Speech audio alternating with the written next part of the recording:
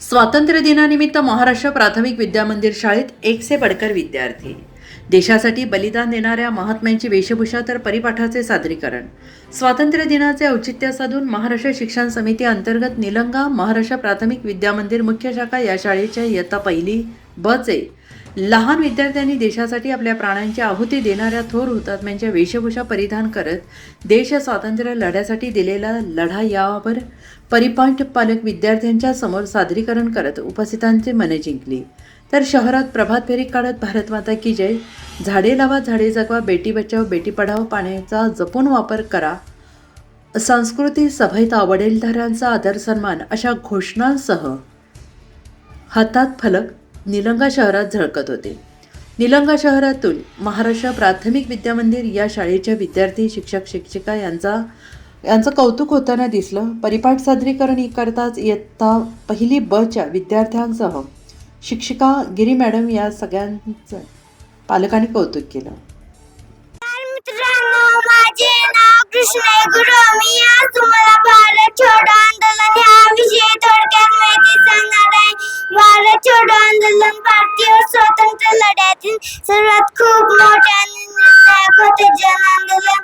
हे आंदोलन 8 ऑगस्ट 1942 रोजी मुंबई क्रांती मैदानात सुरू झाले. ह्या आंदोलनाचे नेतृत्व महात्मा गांधीजींनी केले. अखेर 15 ऑगस्ट 1947 रोजी आपला भारतवर्ष स्वतंत्र झाला. धन्यवाद. नमस्कार मित्रांनो, माझे नाव रविभूषण पांढरे. मी बॅनर्जी. मी आज तुम्हाला 1905 साली झालेल्या वंगभंग आंदोलनाची माहिती सांगणार आहे. वंगभंग आंदोलन हे भारतीय स्वातंत्र्य लढ्यातील एक महत्त्वाचे होते. 1905 मध्ये भारताचे व्हायसरॉय त्यांनी बंगालची फाळणी केली. या निर्णयाला भारतीयांनी तीव्र विरोध केला. पुन्हा वंगभंगाला सुरुवात झाली. इंग्रजांचा खरा उद्देश फोडा आणि राज्य करा हे धोरण राबवणे हा होता. हिंदू मुस्लिम ऐक्य कोकण पोत करणे हा होता. धन्यवाद. मित्रांनो, माझे नाव उर्मी बुशरा असलम झारेकर. मी इयत्ता पहिली ब या वर्गात शिकते. मी बेगम आझाद मी 1857च्या भारतीय स्वातंत्र्य समरातील एक शूर आणि धाडसी महिला नेता होते. मी इंग्रजांविरुद्ध अवध लखनौ येथील लढ्यातून स्वातंत्र्य लढ्यात महत्त्वपूर्ण योगदान दिले. इंग्रजांनी अवध राज्य ताब्यात घेतल्यानंतर मी त्याला तीव्र विरोध केला. अनेक सैनिकांनी जनतेला एकत्र करून शौर्याने युद्ध केला आणि स्वातंत्र्य लढ्यात बळ दिले. धन्यवाद. मित्रांनो, माझे नाव अर्शिता शौर. मी इयत्ता पहिली ब वर्गात शिकतो. मी महात्मा गांधी या युगाबद्दल माहिती सांगणार आहे. 1950 1948 हा काळ या काळात सत्याग्रहाच्या मार्गाने लढायला नवी दिशा दिली. माझ्या या काळात मुख्य घडामोडी झाल्या त्याची माहिती पुढील थोर नेते सांगतील. धन्यवाद. नमस्कार मित्रांनो, माझे नाव जाधव श्रावणी. मी इयत्ता पहिली ब या वर्गात शिकते.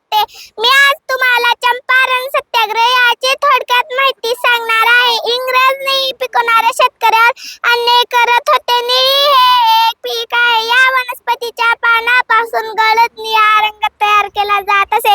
इंग्रज शेतकऱ्यांना जबरदस्तीने निळीची शेती करायला लावत असे. त्यातून त्याचे मोठे नुकसान होत असे. गांधीजीने चंपारण येथे सत्याग्रह करून शेतकऱ्यावरील अन्यायाचा शांततेने विरोध केला व इंग्रजांना शेतकऱ्यांच्या मागण्या मान्य कराव्या लागल्या. चंपारण सत्याग्रह हा भारतातील पहिला यशस्वी सत्याग्रह होता. धन्यवाद.